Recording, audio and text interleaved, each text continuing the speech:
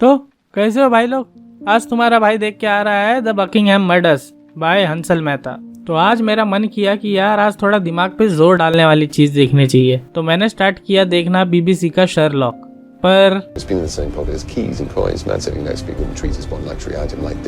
ये मुंह से सुपारी निकाल के बात कर रहे बाबा। फिर वो मेरे सर के ऊपर से जाने के बाद मैंने देखा कि आज सबसे सस्ता टिकट इसका ही है। तो इस बार मम्मी से पैसे नहीं मांग के मैंने भाई से पैसे मांगे, तो उसने कहा चला जा भोसड़ी के। फिर भी मैंने उससे पैसे ले लिए किसी तरह और ये मूवी देखने चला गया।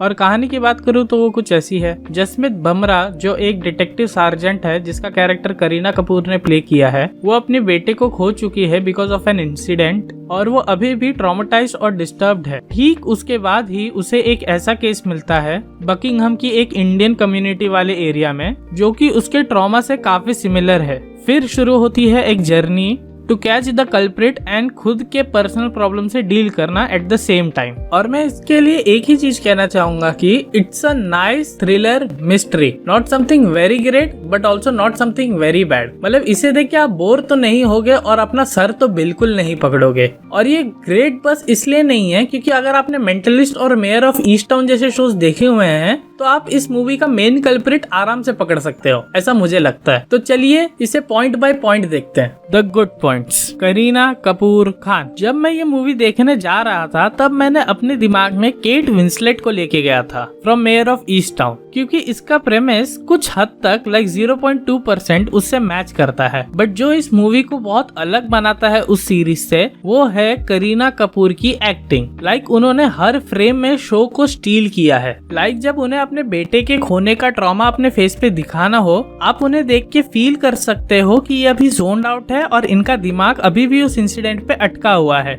Just by looking at her. या फिर उन्हें जब अपने जॉब और अपने पर्सनल इशू को एक साथ संभालना होता है, वो भी एक ऐसे केस पे जो काफी सिमिलर है उनके ट्रॉमा से। आप उनके बॉडी लैंग्वेज और एक्सप्रेशन को देख के इजीली समझ सकते हो। उनका आंखें चुराना, अपने आर्म्स को और हाथों को ग्रैब करना जोर से to control herself, every single thing Kareena Kapoor की एक्टिंग के बारे में आउटस्टैंडिंग है इस मूवी में, स्पेशली द क्लाइमैक्स पार्ट। और ऐसा नहीं कि सिर्फ करीना कपूर ने बहुत अच्छी एक्टिंग की है इस मूवी में, ये मूवी बहुत बुरी तरह डाउनहिल जा सकती थी अगर इसकी कास्ट स्ट्रॉन्ग नहीं होती तो। और इसकी most of the cast suspect के घेरे में आती है एंड सबके अपने अपने मोटिव होते हैं टू कमिट द क्राइम। और इतनी ब्रिलियंट परफॉर्मेंस है सबकी कि जब सबके अपने अपने सीक्रेट रिवील होने लगते हैं आप बिलीव नहीं कर पाओगे। But specially Ranveer Brar, like सच में मुझे ऐसा लगा था कि ये इंसान अपने ओरिजिनल प्रोफेशन के चलते हुए कैमरा के सामने बस एक टाइप के रोल कर सकता है जो कि है,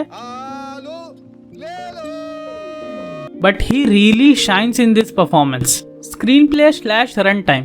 ये मूवी का रनिंग टाइम 1 hour 47 minutes है और ये मूवी कहीं भी अपना टाइम वेस्ट नहीं करती है। चाहे वो विक्टिम्स के फैमिली का पेन या लॉस दिखाना हो, हर सस्पेक्ट की अपनी पर्सनालिटी और मोटिव्स दिखाने हो to commit this crime, Kareena Kapoor का अपने फादर के साथ रिलेशनशिप, करीना कपूर का अपने ट्रॉमा के साथ डील करना, ये सारी चीजें बहुत कम टाइम में आपको दिखा के समझा दी जाती है।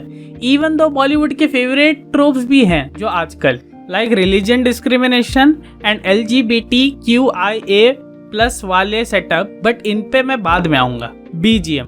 इस मूवी का BGM ऐसा नहीं है जो आप कान में हेडफोन्स लगा के सुन सको या जिस पे आप ग्रूव कर सको, बट इफेक्टिव जरूर है। वो इसलिए क्योंकि it's only one instrument which I think it's base drum, जिसका टेम्पो धीरे धीरे बढ़ता जाता है। और ये मुझे इसलिए अच्छा लगा क्योंकि ये सस्पेंस बिल्ड करने में बहुत ज्यादा हेल्प करता है कोई भी सीन में। और ये ओवरडन बिल्कुल नहीं है, unlike Breathe Into the Shadows. Cinematography.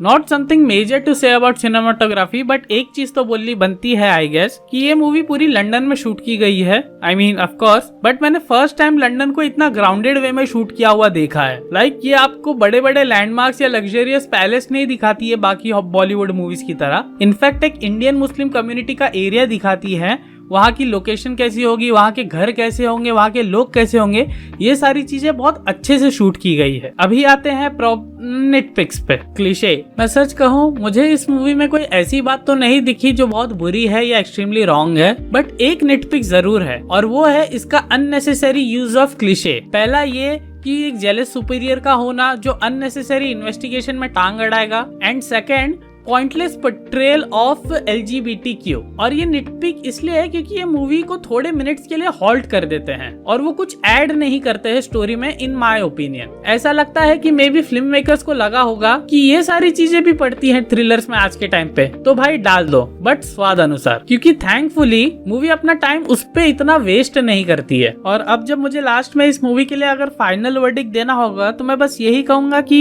I like the film. और रेटिंग की अगर हम बात करें तो मैं इसे दूंगा 5 में से 3.5 खून लगे हुए बोलिंग बॉल्स। आपका अगर प्लान है ये मूवी देखने का तो मैं आपको स्ट्रांगली सजेस्ट करूंगा कि आप ये मूवी जाके देखो, आपका पैसा और टाइम कुछ भी वेस्ट नहीं होगा।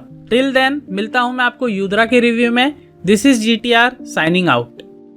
उन्हें एक राजा ने बहुत ज्यादा जमीन दी हुई होती है एक क्रूशल ऑब्जेक्ट के बदले, और उनकी जमीन एक डिवाइन एंटिटी प्रोटेक्ट करती होती है। हमारा जो मेन प्रोटैगनिस्ट होता है वो पैसों और रिस्पेक्ट की लालच में बुरे आदमी से हाथ मिला लेता है और उसके लिए काम भी करने लगता है। और हमें एक विलन दिखाया जाता है जो स्टार्टिंग में तो एक अच्छा इंसान की तरह प्रेजेंट किया जाता है, लेकिन हम सब जानते हैं कि ये सबसे बड़ा और लास्ट में एक ऐसा